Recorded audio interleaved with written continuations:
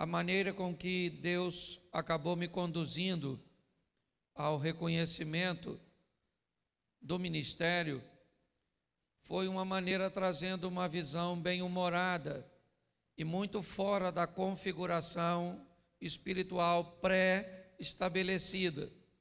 E todas as vezes que nós não cumprimos uma configuração pré-estabelecida, nós enfrentamos grandes opositores e uma carga de crítica muito intensa, até com que as pessoas consigam observar que há um chamado, há uma maneira e uma convocação para que seja feita daquela forma, ok?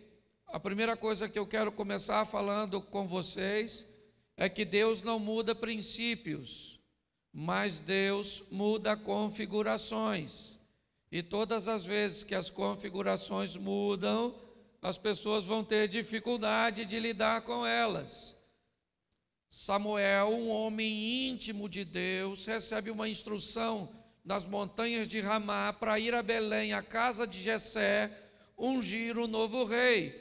Na configuração da mente de Samuel, este rei tem que ser o filho mais velho, porque esta era a configuração padrão. Quando ele chega na casa de Jessé, Jessé traz primeiro para conversar com o profeta e sacerdote seu filho mais velho, porque a mente de Jessé estava presa à configuração. Quando Samuel observa o primogênito de Jessé, ele olha para a situação e diz: certamente está perante o Senhor o seu ungido, porque ele está preso à configuração. Quando de repente Deus diz a Samuel: não atentes para a sua aparência, nem para a altura da sua estatura, porque eu o tenho rejeitado. Aí puxaram o tapete do Samuel. Samuel agora disse: se não é o primogênito, eu já não sei mais nada, porque a configuração foi quebrada. Ele fica perdido. Então vai passando os meninos, até que não tem mais menino. Ele pergunta: acabaram-se os mancebos? E aí Jessé diz: e ainda tem o meu mais novo que está trabalhando. Boa pergunta, se era horário de trabalho, o que tem 7 homens em casa fazendo à toa? Eu começo a descobrir aqui que Deus tem compromisso com quem trabalha, querido. Mas se a configuração é quebrada, um problema normalmente sempre acontece. Ok? O povo está caminhando no deserto e faltou água. Deus conversa com Deus, ou Moisés conversa com Deus, e Deus diz assim: fere a rocha e a água sai. Ele feriu a rocha, a água saiu, o povo bebeu, está tudo tranquilo. O tempo passou, lá na frente está faltando água. Moisés vai conversar com Deus. Deus falou: fala com a rocha. Moisés falou: peraí, não, é tocar. O senhor falou ferir. Eu lembro daquela vez que saiu água. Basta acontecer uma vez, a gente já acha que é a configuração modelo. É ou não é? E aí, mas ele estava nervoso, por isso que feriu. Querido, Deus mandou ele falar. Se ele estava nervoso, gritasse, xingasse a rocha, mas pelo menos obedecesse. Sua rocha, filha da mãe! Vai sair água agora, que eu já estou... Mas não é porque está nervoso que precisa desobedecer. Ele não desobedeceu porque estava nervoso. Ele enfrentou conflito porque uma configuração foi quebrada. É só por causa disso.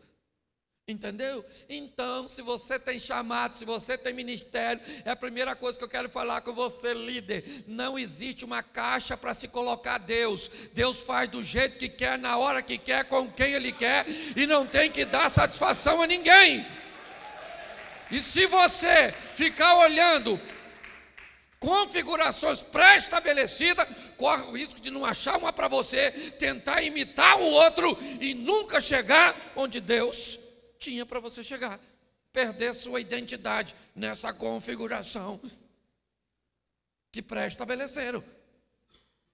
Então, diga para quem está do seu lado, assim, para nós começarmos: viva uma vida de uma forma que, quando você colocar todos os dias os pés no chão, o diabo diga: que droga! Ele acabou de acordar.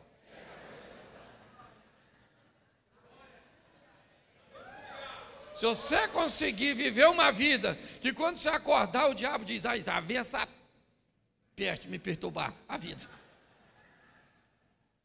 com certeza vai ser algo muito positivo.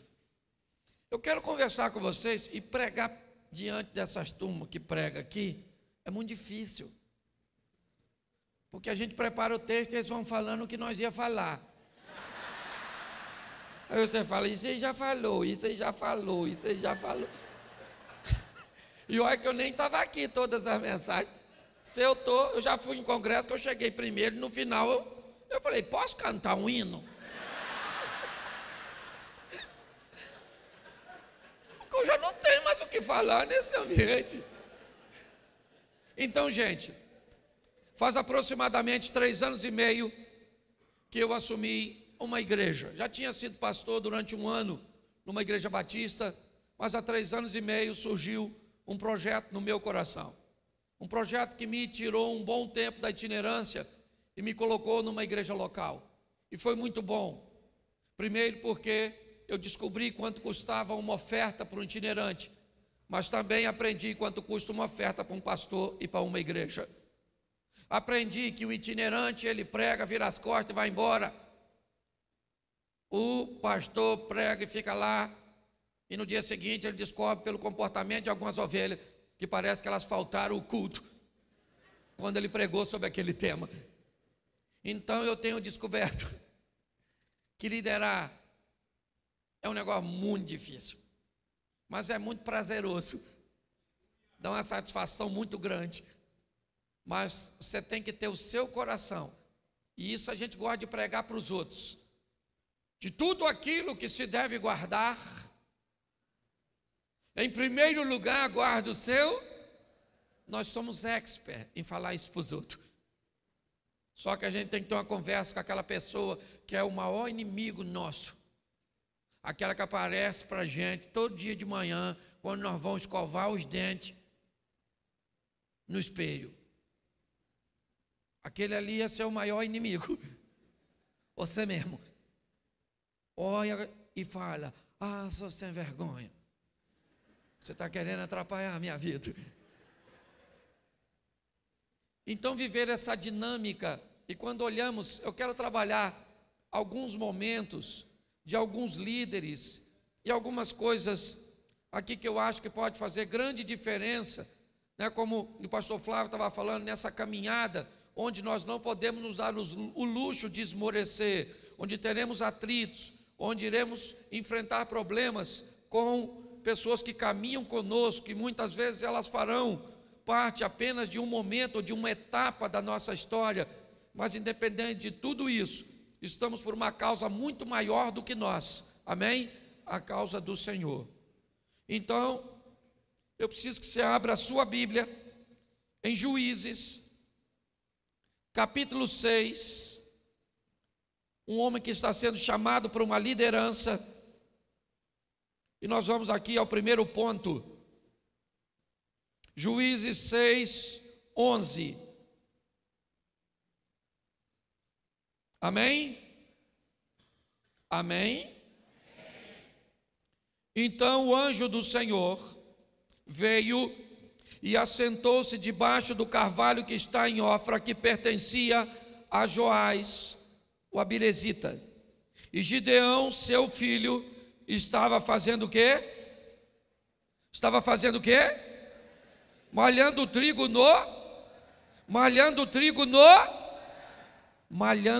onde? Olhe para mim aqui. Um primeiro ponto que eu quero começar a conversar com vocês. Havia um problema sério, pois os midianitas faziam investidas, incursões, invadia o território do povo de Deus e saqueava tudo. E num desses momentos, um homem chamado Gideão está malhando o trigo no lagar. Trigo se malhava numa eira, ok? Um espaço aberto, amplo. Lagar era um local para beneficiamento de uvas. Às vezes fica até, se você conhece um pouco, eu sou um pouquinho mais da roça, mas se você conhece um pouco como se ia criar uma adaptação para se malhar o trigo, algo que se espalhava num espaço grande, se passava algo por cima, ok? Para que ele fosse ali se desgarrando, depois ajuntava e removia a palha. E você observar esse indivíduo malhando o trigo num lagar, provavelmente mudando a situação, tendo que fazer os molhos e espancar para que ele caísse ali dentro. Depois havia um processo totalmente desconfortável, algo que iria limitar muito a produtividade desse indivíduo. Seria muito mais rápido, seria muito mais eficaz e eficiente ele fazer este trabalho numa eira. Porém, ele tem um problema, ele tem inimigos, certo? Que poderão ver com muito mais facilidade o que ele está fazendo. Mas o que me chama a atenção é que o que Gideão precisava para malhar o trigo era uma eira. E ele não tem uma eira para malhar o trigo por alguns problemas. O que ele tem é um lagar, que não é para trabalhar o trigo, é para trabalhar a uva. Bom, eu vou aprender uma grande lição com esse indivíduo. Para malhar o trigo, ele precisava de quê? Me ajude aí. De uma? Ele tem uma eira. O que ele tem é um? O ideal para ele seria o quê? Mas a realidade dele diz que ele tem um quê? Se você deseja ser um grande líder, vai ter que aprender que nem sempre terá o ideal em suas mãos, e sim uma realidade para ser administrada. Muitas vezes você vai olhar para a gente que tem um lagar e está produzindo, e está explodindo, e está fazendo, e o que você tem é uma eira. Ou, ele tem uma eira, o que você tem é um lagar. O lagar é pequeno, é apertado, é desconfortável, é meio confuso, tem que haver uma adaptação, mas é o que eu tenho. Eu posso dizer, já que eu não tenho uma eira, também não vou fazer nada. Porque tem gente que acha que o ideal sempre vem. Não, querido, você tem que aprender a trabalhar a sua realidade para alcançar seu ideal. Nem sempre as pessoas se frustram, seu coração fica, por quê? Porque ela tem o hábito de ficar olhando a realidade dos outros. A dos outros é dele, meu filho. A sua realidade é dura, ela é feia, ela é esquisita, mas ela é sua. Quantas vezes eu tinha um Corsa que se apaixonou por reboque, um carrinho, um Corsinha. Ele não podia ver um reboque e ele parava. Uma vez ele parou em São José dos Campos, eu mandei rebocar para Taubaté, que eu tinha um amigo, parou na porta, desceu, liberei o reboque, o mecânico veio, pastor, eu falei, esse carro parou.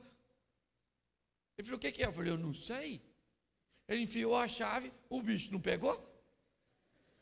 Ele falou, o que ele tem? Eu falei, vontade de andar de reboque, só pode ser. Porque ele não estava pegando, andou de reboque. E muitas vezes eu ia em eventos onde os caras iam com carrões. E eu parava o meu carro longe. Era a minha realidade, mas eu não queria que ninguém visse.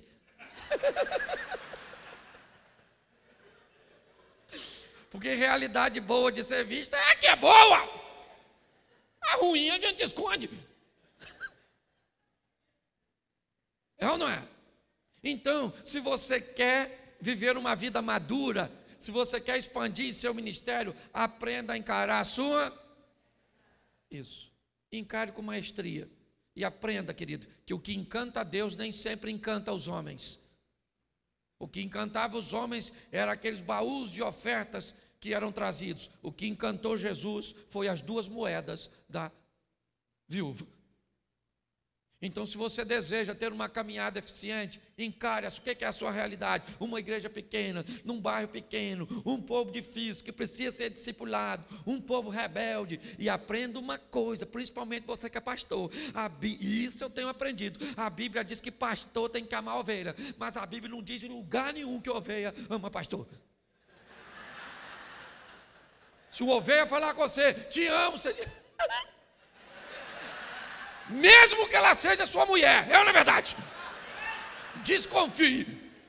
Pelo menos para te amar como ovelha. Ok? Então, a realidade, ela é dura. Eu pastorei uma igreja em Xerém. Um lugar pequeno. Luciano vai lá, Ricardo já foi lá. Certo? Um local pequenininho, é onde eu nasci, é o meu povo, são poucos recursos. Mas a gente está lá, é a minha realidade. Aí eu vou na igreja, aquela igreja grande, com um telão que eu queria colocar lá. Entende? Eu fui tentar botar esses dias lá, eu olhei para mim e não me vi. O rosto era tudo uma coisa só. Falei, gente, eu estou ruim da vista, mas piorei de repente. Você vai no lugar, vai ter uma estrutura que ainda não é a sua, pode até ser amanhã. Você tem que entender uma coisa, você trabalha no mesmo propósito, para o mesmo reino, você está entendendo? Coloque isso no seu coração, quanto mais rápido você enfrentar a sua realidade, mais fácil fica. Você quer ver uma coisa fácil de entendermos isso? Doença. Quantas pessoas começam a sentir uma dor pela fé, ela diz, não está doendo, não está doendo, oh meu Deus, não está doendo, não dói, não.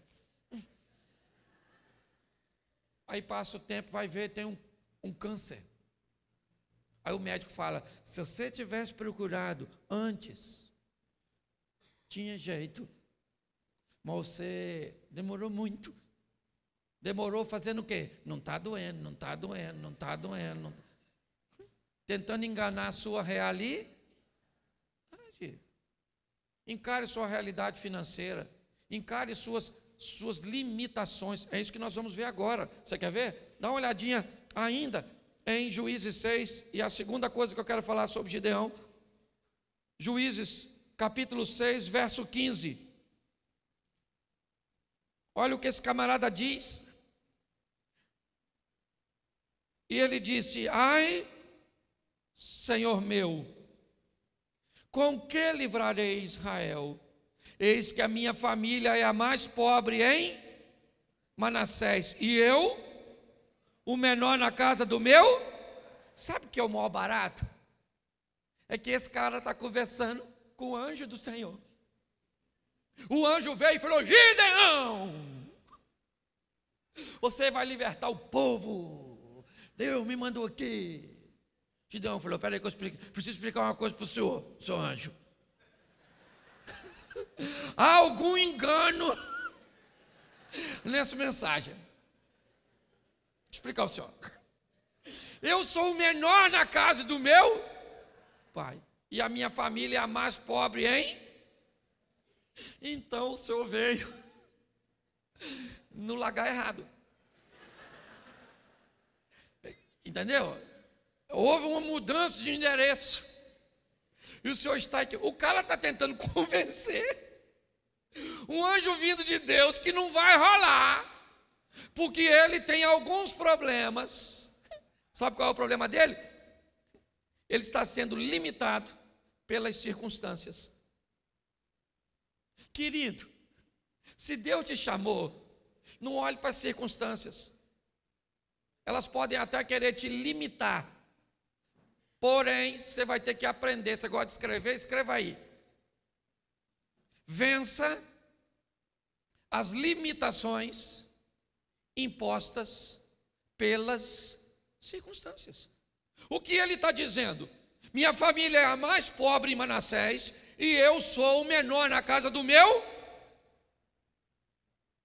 Não tem condições que eu seja quem o Senhor está dizendo que eu vou ser. Não tem condições que eu faça o que o Senhor está dizendo que eu vou fazer, porque as circunstâncias dizem o contrário.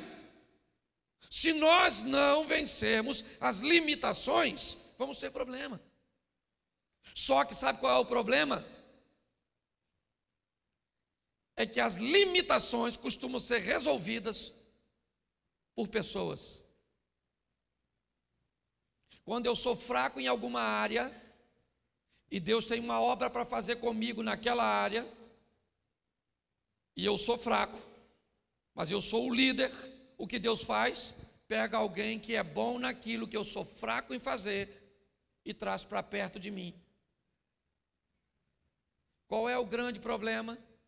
É que como aquela pessoa se destaca mais numa área que eu sou fraco, louvor, ensino, ação social, uma série de coisas, ou ministração de palavra, eu costumo observar e olhar para essas pessoas que Deus está trazendo para resolver minhas deficiências e achar que essas pessoas me são ameaçadoras. E eu começo a perseguir e tentar derrubar quem Deus colocou do meu lado para me ajudar. Ou seja, eu começo a criar um sistema, certo? Destrutivo, autodestrutivo dentro do meu próprio ministério. Você tem que ser maduro e entender, há limitações impostas pelas circunstâncias. E fique de olho, porque Deus vai mandar pessoas para suprir as nossas deficiências, porque a obra dele precisa andar. Um grande problema hoje, já em menor intensidade, mas enfrentado por grandes líderes, foram não saber lidar com pessoas que se destacariam no seu ministério de uma forma muito mais intensa do que ele mesmo. Esses dias, nesses 3 anos e pouco, eu tenho recebido algumas lições. Veio um pastor para o meu ministério e eu coloquei ele, eu sou itinerante ainda, então eu não tenho tempo de visitar. O que eu fiz? Botei esse camarada para fazer as visitas. Acabava o culto, às vezes, eu ia cumprimentar algumas pessoas, ele do meu lado, as pessoas vinham e me diziam, e aí pastor, tudo certinho? Graça e paz. Eu, graça e paz. Ia para ele e dizia, pastorzão, tá tudo certo amanhã, né? O café é lá em casa. Ó, e quarta-feira, ele não morava lá perto. Ó, quarta-feira, antes de eu vir para o culto, vem para almoçar. Eu olhei.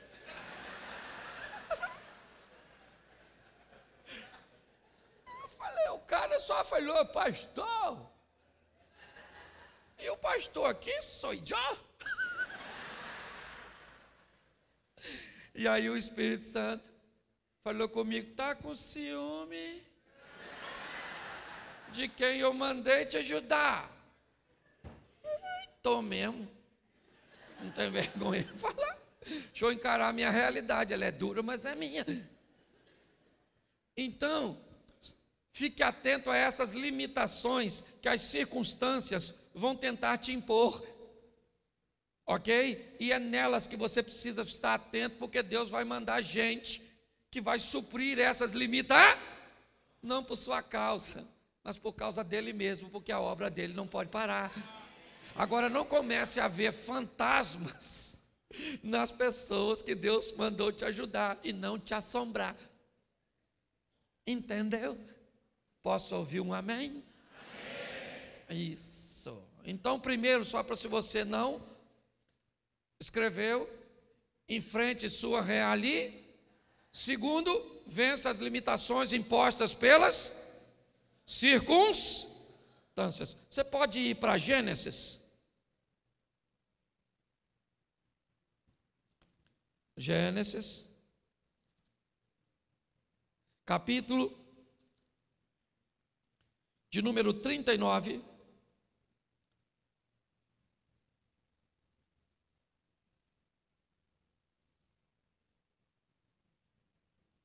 Versículo 7. Amém? E aconteceu depois dessas coisas, que a mulher do seu pôs os olhos em, e disse o quê? Deita-te comigo. Presta atenção aqui.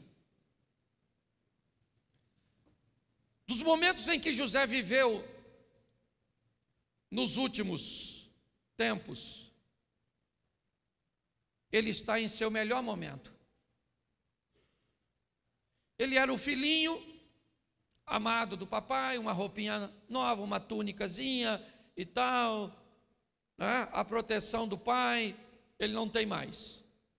É lançado numa cisterna pelos próprios irmãos. Dali ele é vendido para midianitas e também é revendido no meio do caminho até que chega no Egito e é vendido para a casa de Potifar. Deus tem para ele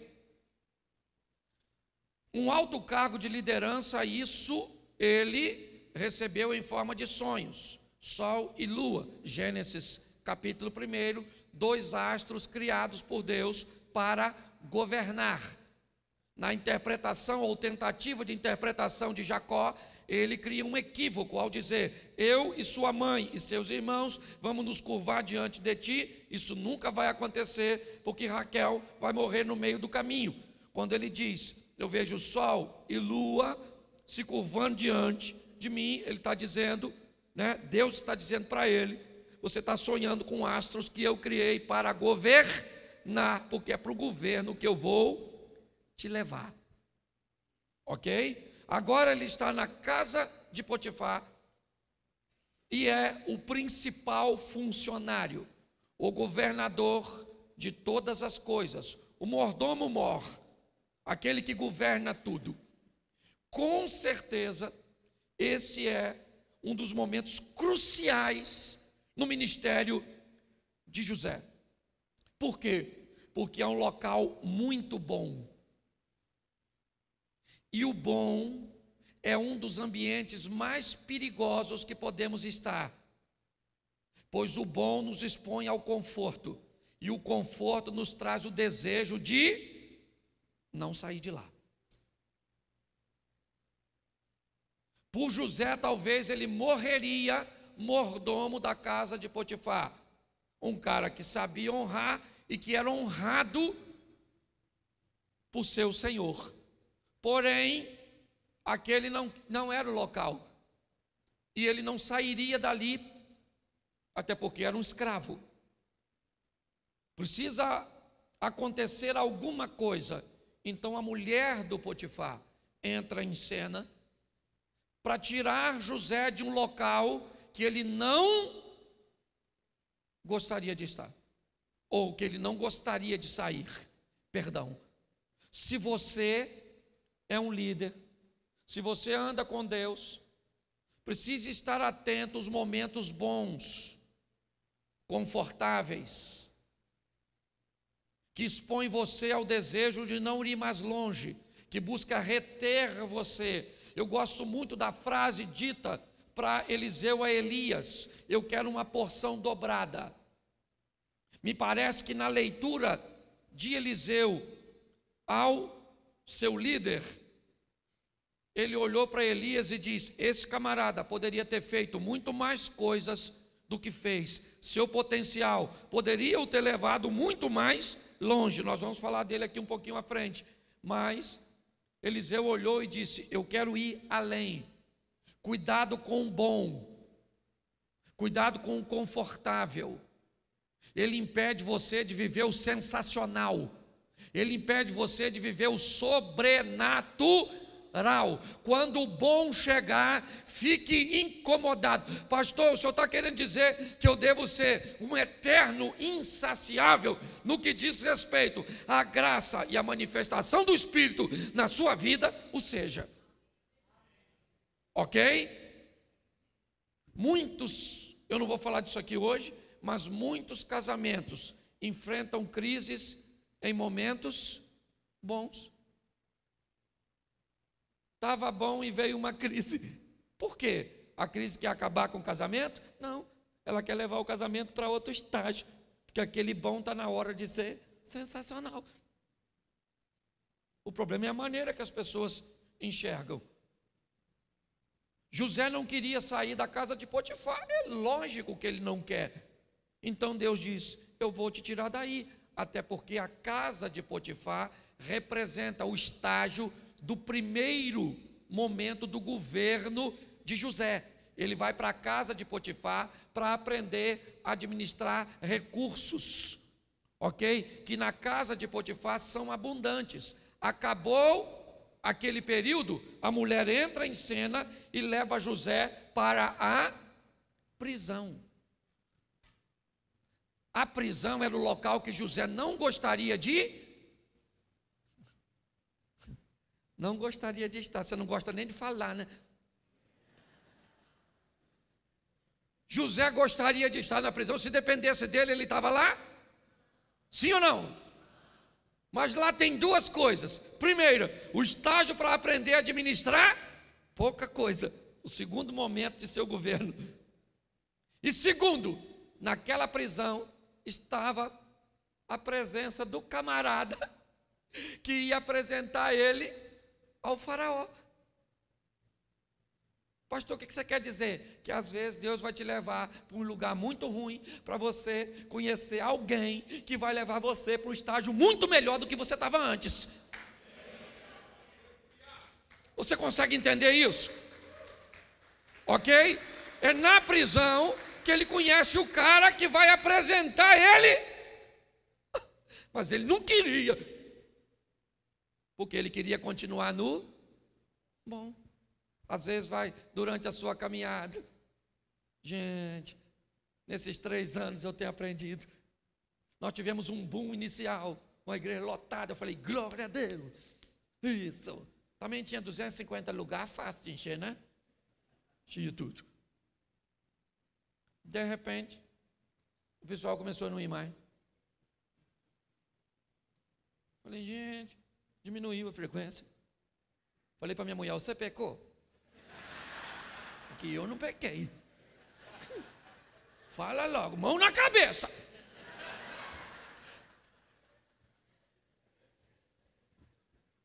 E olha que diminuiu o número de pessoas e aumentou o número de carro. Eu comecei a ter um grupo menor, mas que vinha de 10, 15 quilômetros, lá depois do pedágio, Luciano, ali. E aí os vizinhos começaram a reclamar. Arando na minha porta, aquela coisa toda. E vinha, vou dar tiro nos pneus.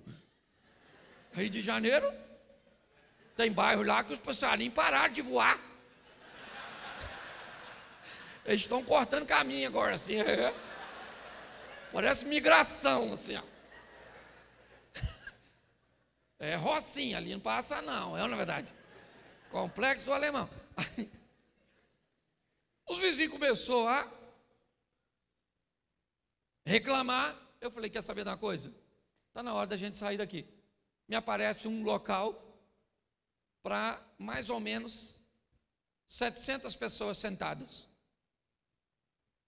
Estava para pagar o aluguel. Falei, vamos para lá. O de 250 tinha enchido e esvaziado. Vai eu arrumar um lugar de 700, porque tinha facilidade de botar carro. Moral da história, se passou 1 ano. No local de 700 pessoas, no domingo, eu estou fazendo 2 cultos. Ele sabe, conhece lá. Você está entendendo? Olha só, o que aconteceu? Se depender de mim, eu estava lá no de 250 ainda. quietinho. Mas aí o pessoal saiu, eu fiquei desconfortável, o pessoal começou a me perseguir, por causa dos carros parando na frente dos outros. Aí eu alugo outro troço, e aí eu descobri que aquela dificuldade foi apenas para me levar para outro nível da minha vida, do meu ministério. Você está entendendo? José não gostaria de estar na prisão, mas lá na prisão ele conheceu o copeiro. E ele estava cansado, José, porque às vezes nós estamos, né? Muito cansado. E ele estava tão cansado que ele falou com o copeiro na hora assim: fala lá para o faraó que eu não sou tarado, não. Eu agarrei aquela maluca, não, rapaz. Era maneira, mas não agarrei, não. Não que eu não tinha vontade, mas que eu tinha princípio. Não agarrei aquela maluca, não. O que ele está fazendo? Ele está dizendo para o copeiro: cara, eu não estou afim de estar aqui. Estou cansado, sabe? Queria queimar essa etapa e sair logo daqui. O texto diz que o copeiro saiu em 3 dias e esqueceu. O miserável de copeiro, em 3 dias esqueceu um cara como José. Não é triste? 3 dias, esqueceu José. Por quê? Porque se ele lembra do José, você acha que o copeiro teria influência, recomendando o José para tirá-lo dali? Mas se tivesse, José ia trabalhar onde? Na cozinha. Se você queimar etapa, você pode deixar de ir para o governo e ir para a cozinha.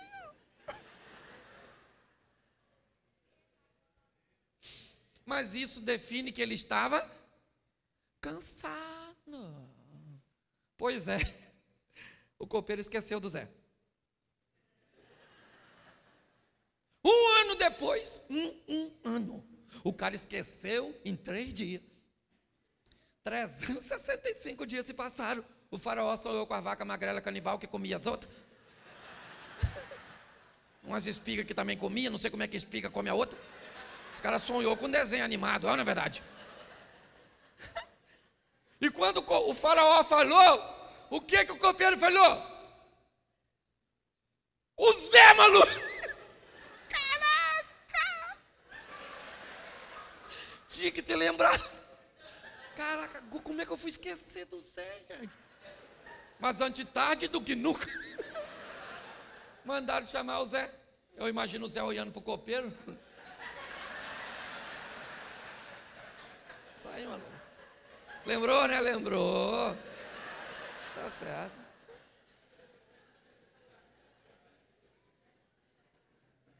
É ou não é? E agora, ele é o governador do Egito. Escuta aqui, governador do Egito.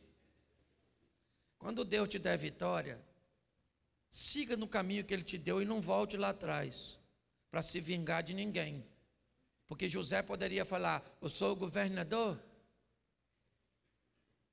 Dá um pulinho ali na casa de Potifar, falei com a mulher dele ali rapidinho. Fala aí, maluca, agora que eu te agarrei. Agora eu sou o governador. E você cala a boca, chifrudo. Não é verdade?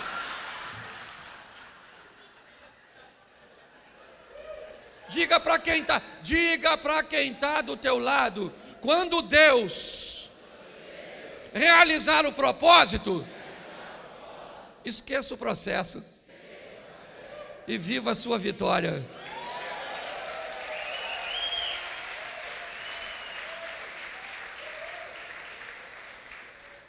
Vamos lá? Mais 2 só que eu estou terminando também aqui, que abre um troço aqui quando nós passa do horário. E nós é abduzido do ambiente.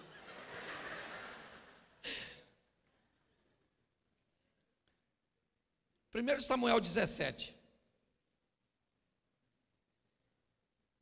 1 Samuel, capítulo 17.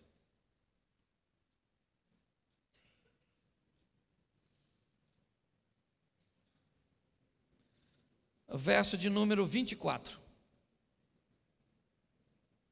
Amém? Outro grande líder aí.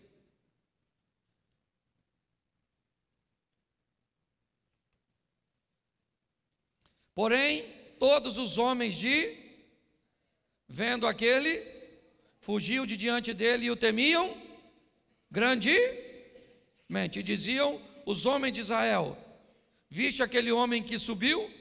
Pois subiu para afrontar a... Presta atenção em mim aqui, por gentileza. Talvez um dos personagens mais citados na Bíblia, Davi.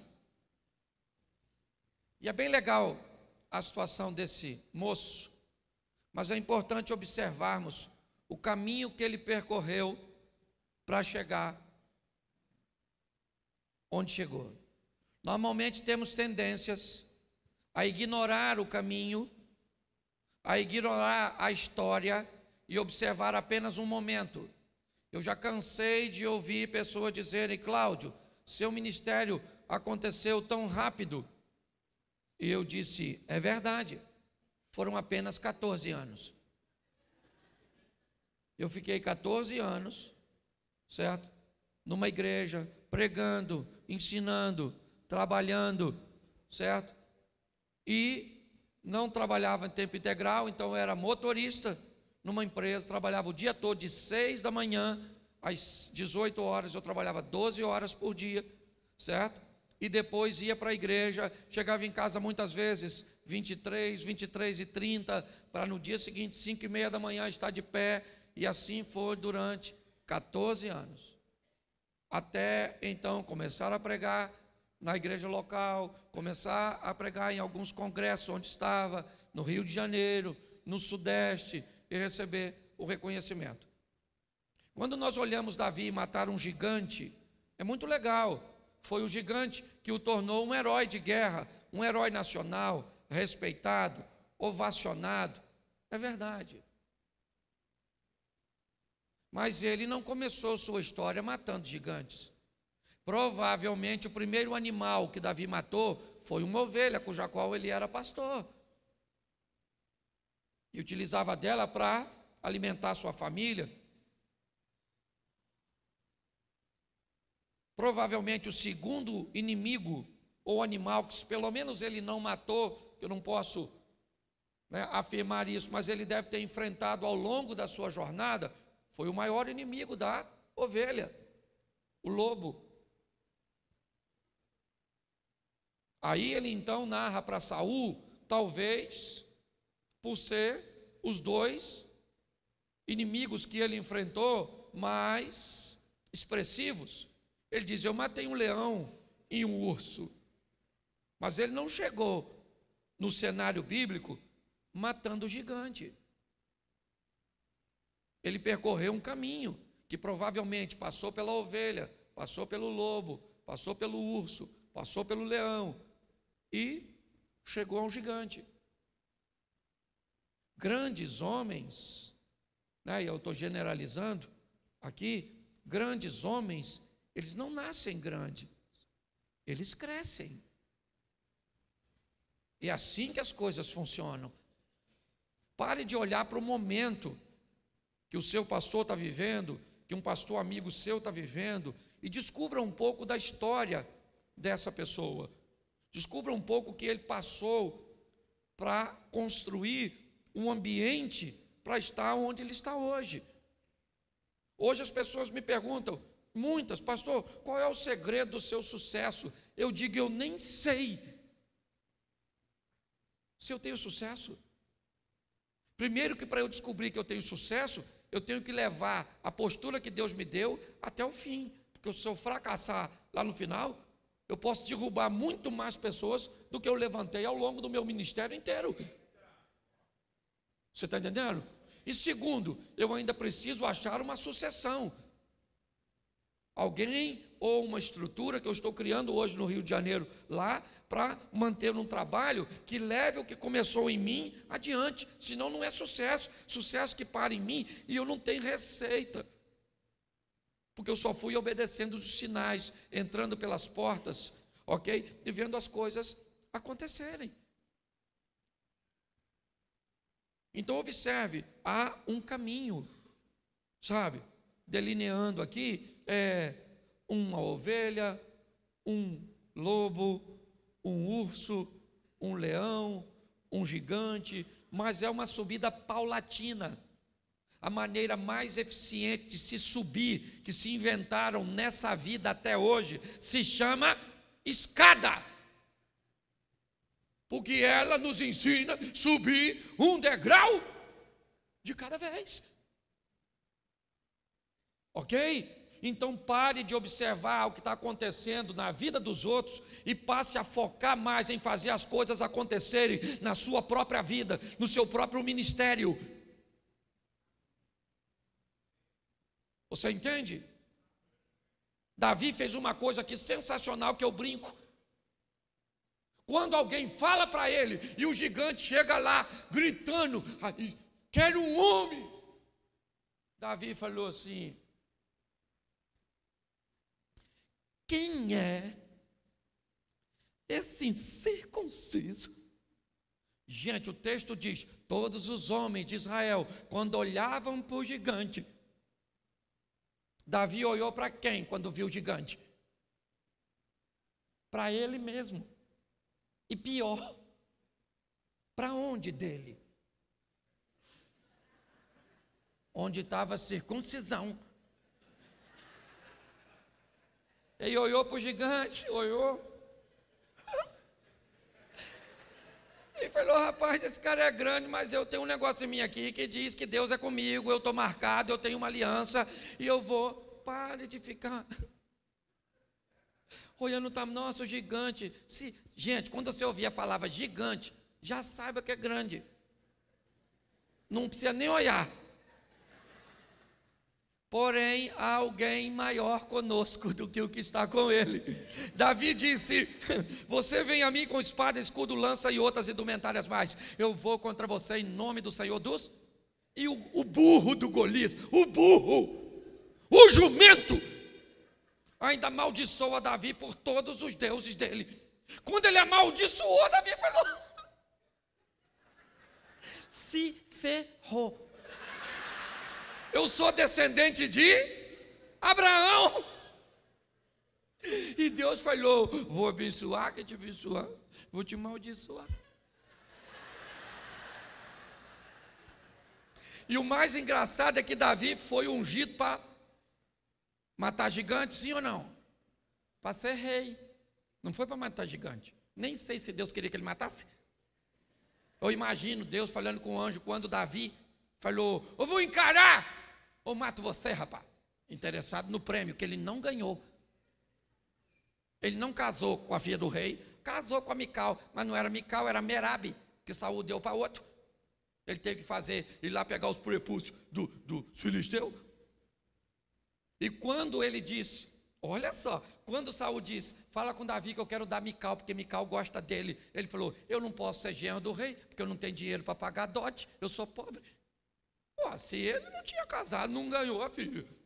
Se ele não tinha dinheiro para pagar o dote da segunda, é porque não recebeu o prêmio. Ou seja, nem pagar os prêmios ele pagou, o Saul. Para pensar. É ou não é? Mas o camarada, sabe, ele me encanta, porque ele diz: eu vou matar esse gigante, avisa ele. Eu imagino Deus conversando, ele falou que vai encarar o gigante. Ia ser o rei ele. Foi que eu escolhi, que o Samuel ungiu. Mas Jessé tem mais 7. Ele não foi ungido para matar. Mas eu imagino, quando ele diz a frase assim: você vem a mim com espada, escudo, lança e outras indumentárias mais. eu vou contra você, em nome, pensa quando essa frase chegou lá, Deus falando, ele vai em nome de quem? Falou que vai no nome do Senhor. Deus deve ter falado, então o gigante se lascou, malucão, não é verdade? Porque se vai em meu nome, ele não vai perder a batalha. Você consegue entender isso? Nós não trabalhamos por nós trabalhamos pelo Senhor dos Exércitos. É dele, por ele e para ele, amém?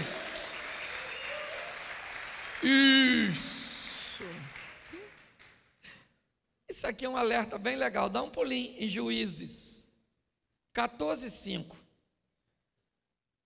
Amém? Desceu, pois, Sansão com seu pai e sua mãe em Timna, e chegando às vinhas de Timna, eis que um leão, ou o filho de um leão, bramando, saiu-lhe ao encontro. Preste atenção, porque isso aqui é joia. Ele é um nazireu, um privilégio que não era apenas dele. E como nazireu, uma, das coisas que lhe eram proibidas era lhe aproximar de um cadáver. Um leão vem na direção de Sansão e ele mata o leão. Quando ele matou o leão, ele quebrou. Ele está perto de um cadáver. Foi involuntário? Foi. Foi legítima defesa? Foi. Mas o cadáver está ali. Se está ali, ele vai ter que passar por um processo de purificação, o qual ele não quer passar. Ele não conta a seu pai e a sua mãe. Está tudo certo. Ele não disse que matou um leão. Aparentemente, ele venceu o leão.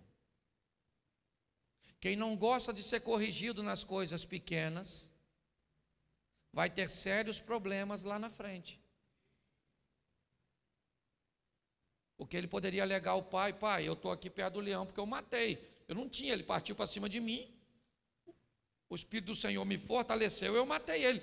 O texto mesmo diz, ele só mata porque o Espírito do Senhor se apoderou dele. Aliás, eu ainda não achei. Se depois você souber, me diga onde é que está escrito que a força de Sansão estava no cabelo. Eu confesso que eu não vi. Ele veio de uma série de erros que exatamente no cabelo me parece que Deus diz, agora basta, eu não vou tolerar mais. O texto é, quando ele vai matar, pegar o portão e botar nas costas, o texto diz, o Espírito do Senhor se apoderou de Sansão. Quando ele vai matar o leão, o Espírito do Senhor se apoderou dele. Todas as vezes que ele vai fazer alguma coisa, o Espírito do Senhor se apoderou dele. E o texto ainda é claro, diz, quando ele está de cabeça raspada, ele levanta e diz, sairei como das outras vezes saí e derrotarei. Aí o texto termina dizendo, o que ele não sabia é que o Espírito do Senhor se havia retirado dele. Sansão só fazia o que fazia, não é por causa do cabelo, era por causa de Deus. Deus era o responsável de tudo isso. E agora ele venceu o leão, venceu temporariamente, porque o leão não vai se dar por vencido. Se o leão não destruiu a sua vida com sua força, vai destruir pelo doce do que agora ele contém nele. Você entende? Da primeira vez o leão vem até ele, mas como ele não resolveu o problema, ele teve saudade de ver o leão. Ele vai até o leão agora, e na ossada do leão tem mel, porque o diabo costuma botar mel na ossada, costuma botar doce nas coisas que ele sabe que tem potência para nos desroubar. Fique atento aos mels que podem aparecer nas ossadas. Ele agora vai lá e tira, come, leva para seus e não diz o que fez. Queridos, vamos ter cuidado com essa doçura que muitas vezes nos atrai. Um homem tão forte, tão cheio de Deus. Ah, pastor, mas era o processo, o texto diz que havia um problema que Deus queria resolver e usar Sansão. Não precisava ser dessa maneira. Não precisava. Podia ter sido de outra forma. O fim desse camarada só foi desse jeito, porque ele resolveu tomar decisões erradas. Então, cuidado com as coisas doces em lugares proibidos, pois elas podem destruir. E vamos terminar agora. Eu não vou nem pedir você para abrir, não. Vou terminar aqui, não quis botar. Eu tenho 5 minutos aqui. Preste atenção. Esse grande homem, Elias, Acabe vem de uma gestão bem deteriorada, um casamento perturbado, e Deus vai até Elias, e poderia ir de uma maneira muito mais tranquila. Vai lá e diga a Acabe que eu estou mandando você dizer que enquanto eu não falar que não chove, não chove. Só que não é assim. Elias vai a Acabe e diz: conforme a minha palavra, assim diz o Senhor, conforme a minha palavra, não cai uma gota d'água nas terras que você administra. Elias fica por ali, a chuva não vem, provavelmente instruído pelos sacerdotes de Baal. Eles dizem a Acabe que a melhor maneira de quebrar esta palavra é matar o profeta. E Deus diz para o profeta que está obedecendo ele: foge. Que palhaçada é essa? Então eu estou obedecendo a Deus, estou sendo perseguido por um dissimulado pecador como Acabe, e Deus vira para o fiel e diz: foge. Foge e vai para o ribeiro de Querite, porque eu dei ordem aos anjos, eu dei ordem aos corvos, para que ali te sustentem. Deus está dizendo, escute o que Ele está dizendo aqui: para sustentar minha obra, meu povo e meus líderes, eu não preciso de ninguém, eu sou autossuficiente. Eu converso com o corvo, eu abro porta onde não tem porta, eu crio recurso onde não tem recurso, mas vai acontecer. Ele vai para o ribeiro de Querite e começa a viver ali no milagre. A água seca, por quê? Porque Acabe está chegando ali, e Deus diz: vai para Serepta, que pertence a Sidom, fora dos termos administrativos de Acabe, porque eu arrumei uma viúva para cuidar de tu. Elias vai para Serepta, provavelmente idealizando uma viúva de um desembargador, né, com uma pensão fantástica, e ele chega lá, uma mulher catando uns gravetinhos, e ela diz: eu não tenho nada, eu só tenho aqui um pouquinho, eu vou fazer, eu vou comer e eu vou morrer, eu e meu filho. Deus estava precisando dela, mas ela estava precisando de Deus. E quando ela estava precisando de Deus, Deus está dizendo: eu vou levar a minha obra, o meu profeta, alguém para você cuidar, e se você cuidar daquele que eu enviei, eu te dou garantia que não vai faltar nada na tua mesa. E pronto. O filho da mulher morre, ele ressuscita o filho da mulher, e Deus diz agora: volta para encontrar com Acabe. Aí volta ele, o cara já foi chateado, e volta. Aí vem os camaradas, pede para cair fogo, aquela coisa toda que você não lê, vai ler, eu não sou obrigado a falar tudo. E aquela coisa toda, quando de repente ele está diante de Acabe, você já vê que ele está invocado, porque Acabe, quando vê Davi, fala assim: aí o perturbador de Israel. Acabe falou: perturbador é teu pai e a tua mãe. Não mexe comigo não, não falou assim, falou seus pais, mas era a mesma coisa. É ou não é? Agora vai para o Monte Carmelo, manda molhar e pede. Ele nem falou fogo, ele só falou fogo. Um anjo apressado apertou o botão antes da hora, fogo.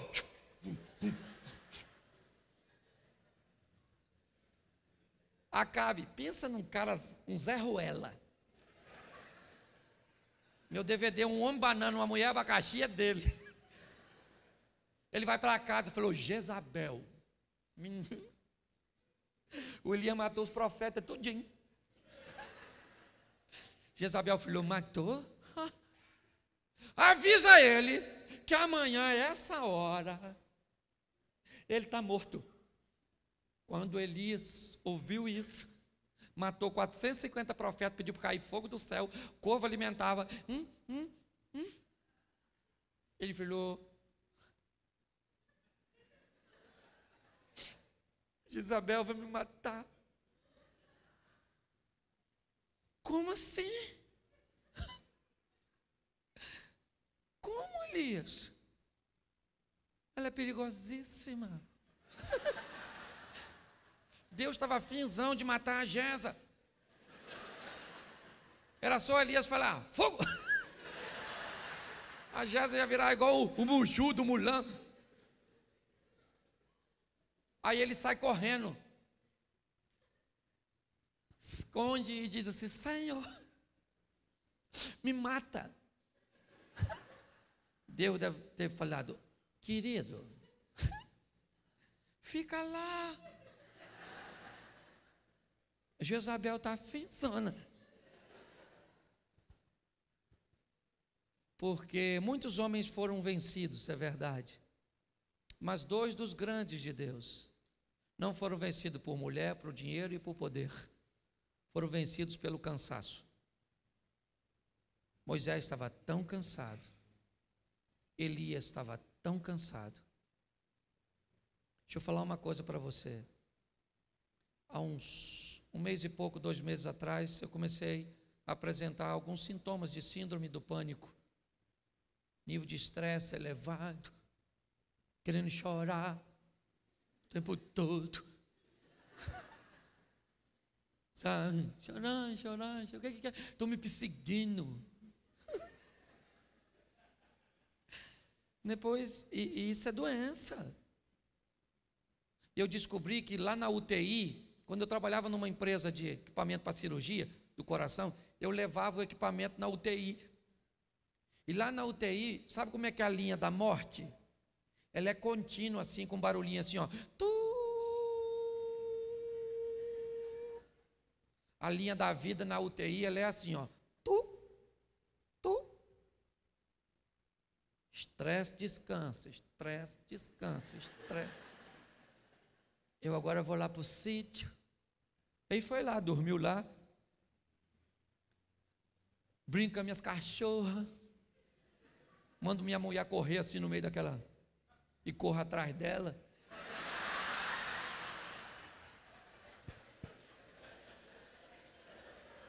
Eu parei de brincar porque ela corre mais que eu nunca pego. Mas deixa eu te falar, se você se matar pelo ministério, Deus bem bota outro no seu lugar. Elias falou: quero morrer. Deus falou: dá um pulinho lá e unge Eliseu, filho de Abel, o meu lar, no seu lugar, e canta para subir que eu já estou te recolhendo.